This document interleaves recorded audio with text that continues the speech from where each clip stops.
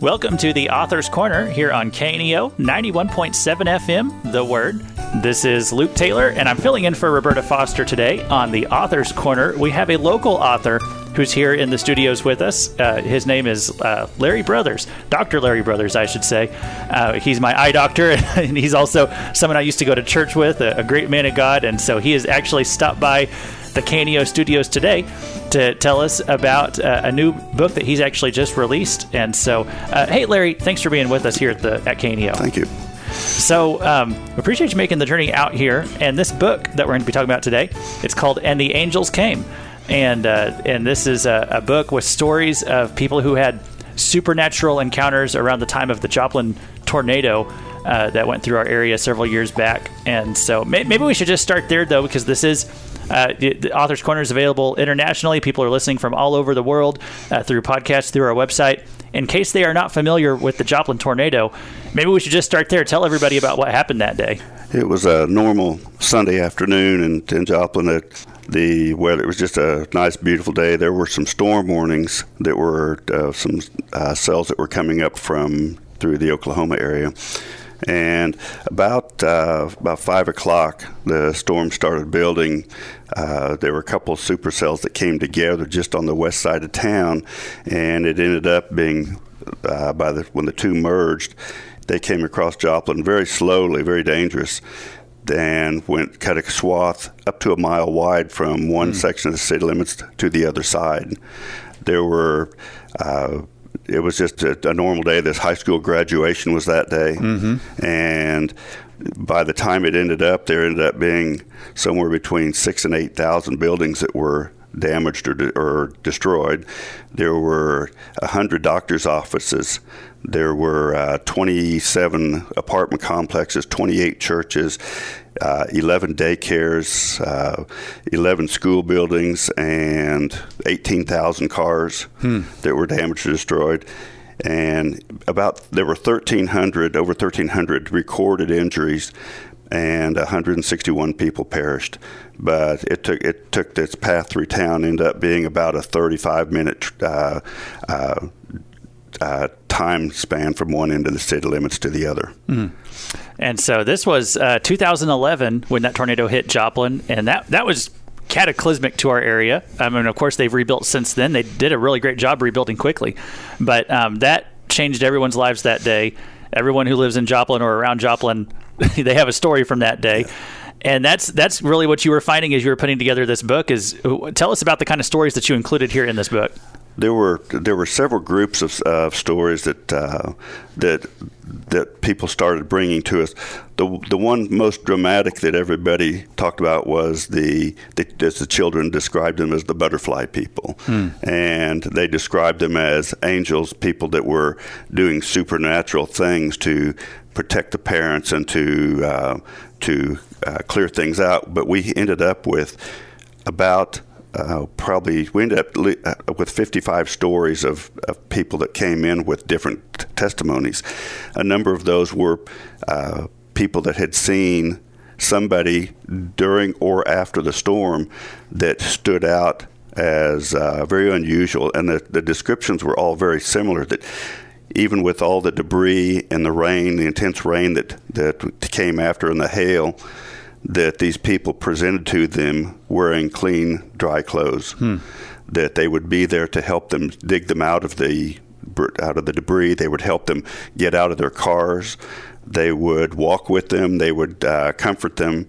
And then they would, at one point, when they would reach some certain destination, they would look and the person would be gone. Mm-hmm. Other stories were things that should have happened that didn't, or things that did happen that shouldn't have, naturally, things that don't make any sense. There were instances of where a door was opened that was not open before, and those things, they just stuck on the people's minds.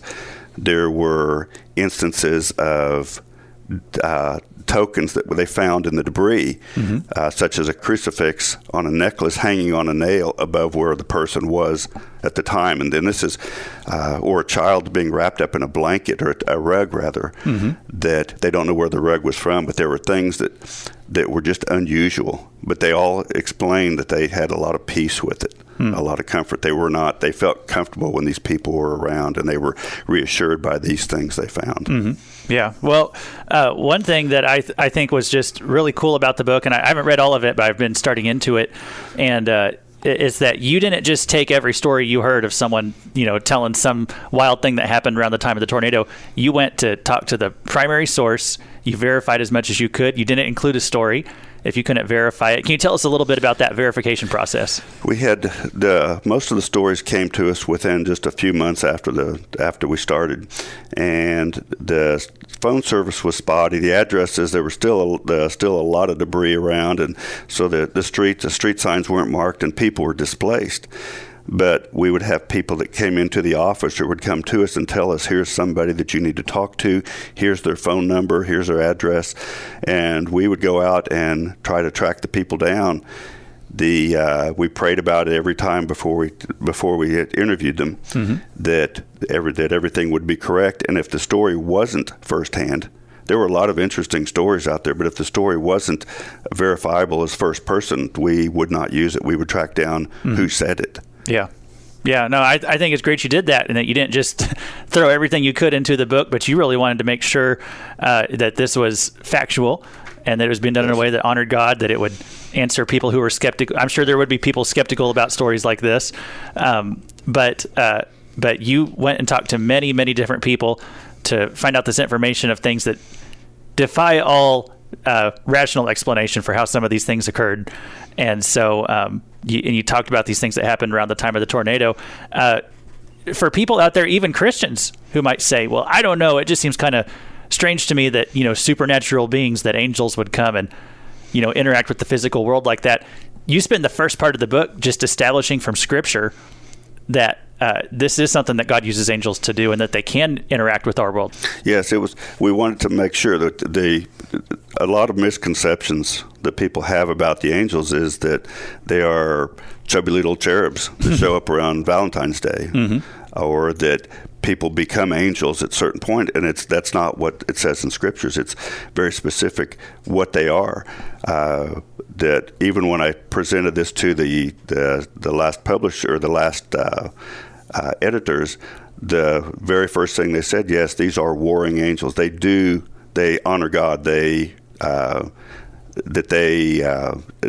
follow everything by what God describes them or instructs them to do. And so it's not the little cherub with wings. Think of it more as a warrior. Well, in case anybody just tuned in, we are speaking today with Dr. Larry Brothers. He's an eye doctor up in Joplin, Missouri, and he's joined us here in the studios today to talk about his book, And the Angels Came. This is a new book that he's just released. He's been putting it together for quite a while. It's stories of supernatural events that happened around the time of the Joplin tornado, and so we're glad to speak in here with him today. I said eye doctor. I'm not using the correct term. Is it optometrist? Yes. That's okay. I want to make sure I get that right. And so he's a longtime Joplin local resident, and so he's released this book, And the Angels Came. And I want to talk about some of the content of the book here in a minute, but I just want to talk to you for a moment about how the book came together. Because some people might say, well, you did these interviews a long time ago, and it's been over a decade since the tornado. Tell us about the process of bringing this book together. Our house was located outside the tornado zone, and it was so we were able to have some peace from that. But in the evenings, it was late and early one morning, about 4:30 in the morning. I was up and sitting on the back porch, just in prayer and meditation. And as I looked down, I could see this book in my hand, and a vision of this book, and the title was "And the Angels Came." I knew what it was, that it was the story, the testimonies, and I knew that I could see that it had my name on it, and that the name of the title and size of the book. But all I could think was, this is more than what I'm not a writer. I never claimed to be, and this was not something I was comfortable with, but as I prayed about it, the message I received was, I can help. I will bring you everybody that you need. Mm-hmm. And I sat on it for a day or two and then mentioned to my wife. And she was very enthusiastic about it, and we agreed to go forward with it. And within about 2 or 3 days, people started coming into the office, and we hadn't even told anybody about it at that point. People started coming into the office telling us of stories, and there were a lot of stories around. As Luke said, there were a lot of interesting stories there.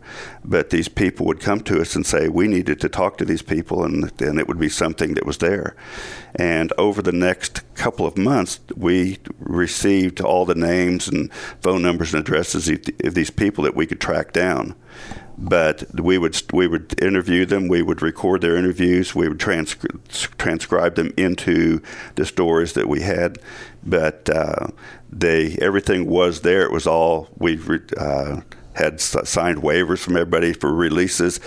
So we knew everybody. We told them we would protect them.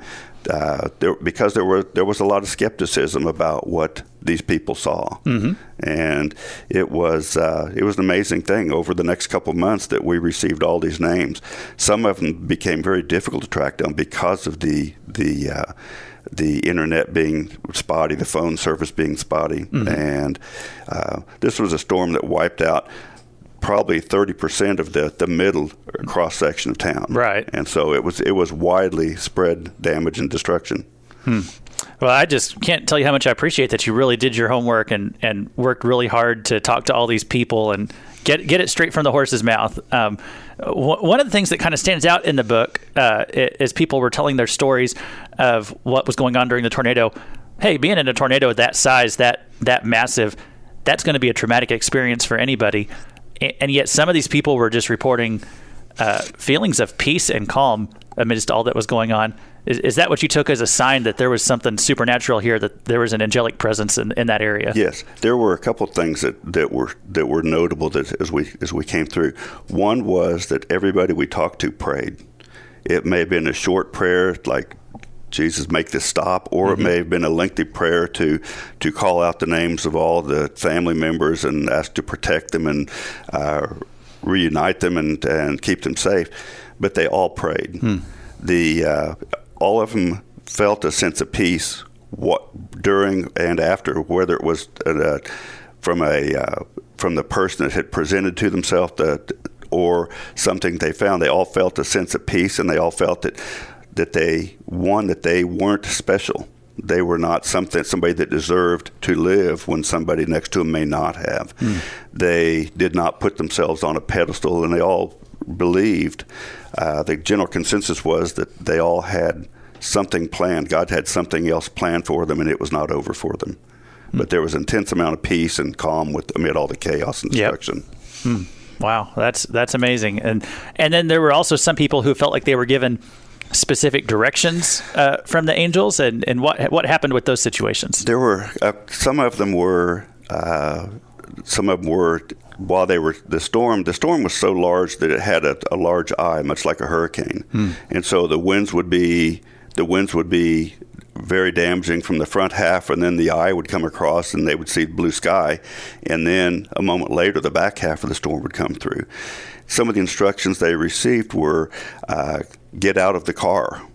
Get out of your car. And and as soon as they opened the door was ripped off of the car, and they fell to the ground. The car ended up being crushed down half a block away.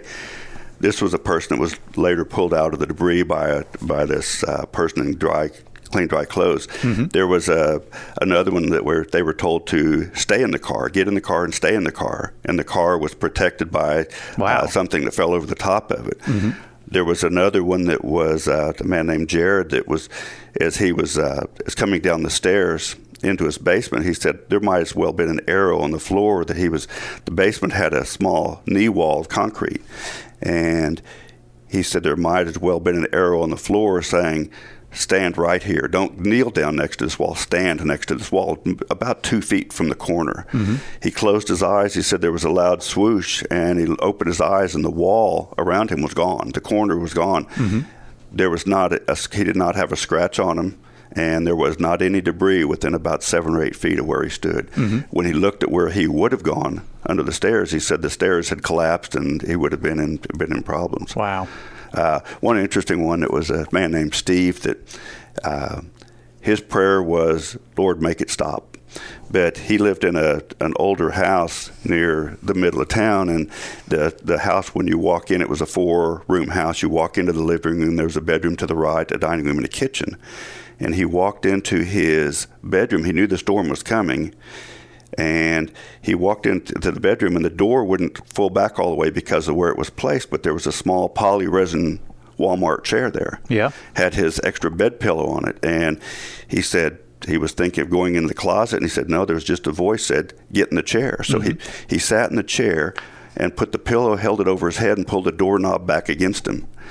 And all that was left of the house was that corner. Really? And it was interesting. He was saying that I drove in a car at 140 miles an hour, a motorcycle at 150 miles an hour, and I sat in a chair at 200 miles an hour. Yeah.